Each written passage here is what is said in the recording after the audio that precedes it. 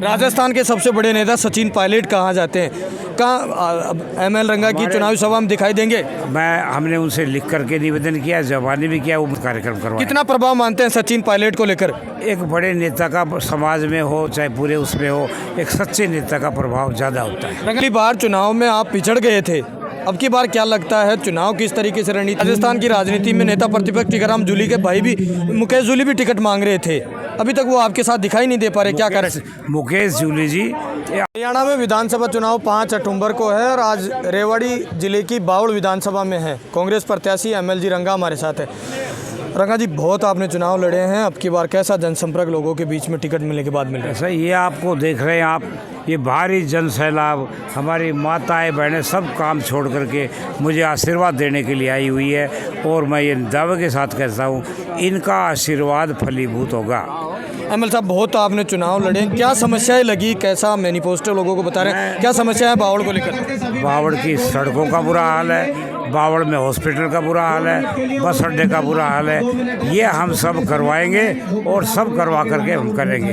राजस्थान के सबसे बड़े नेता सचिन पायलट कहाँ जाते हैं? कहाँ एमएल रंगा की चुनावी सभा में दिखाई देंगे? हमने उनसे लिख करके निवेदन किया, जवानी भी किया, वो मुझे डेट देंगे और उनका हम पूरे बावड़ में सम्मान के साथ कार्यक्रम करवाएंगे। कितना प्रभाव मानते हैं सचिन पायलट को लेकर? एक बड़े नेता का समाज में हो चाहे पूरे उसमें हो, एक सच्चे नेता का प्रभाव ज़्यादा होता है। रंगा जी, पिछली बार चुनाव में आप पिछड़ गए थे, अब की बार क्या लगता है चुनाव किस तरीके से रणनीति रही, कैसा योगदान रहेगा? बार एक तो ये था मोदी का प्रभाव था, बीजेपी का प्रभाव था, एक दो हमारे बीच में से चले गए थे, लेकिन आज ना मोदी का प्रभाव है ना बीजेपी का प्रभाव है। आज प्रभाव है तो चौधरी भूपेंद्र सिंह हुड्डा का है, उनकी गारंटी योजना का है, इसलिए निश्चित रूप से लोग हमारे साथ रहेंगे। रंगा जी, राजस्थान की राजनीति में नेता प्रतिपक्ष टीकाराम जूली के भाई भी मुकेश जूली भी टिकट मांग रहे थे, अभी तक वो आपके साथ दिखाई नहीं दे पा रहे, क्या करें?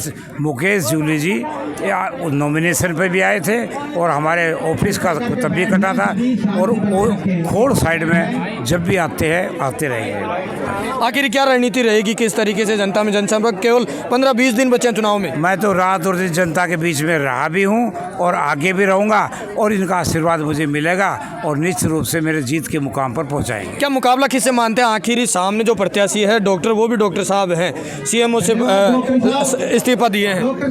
देखिए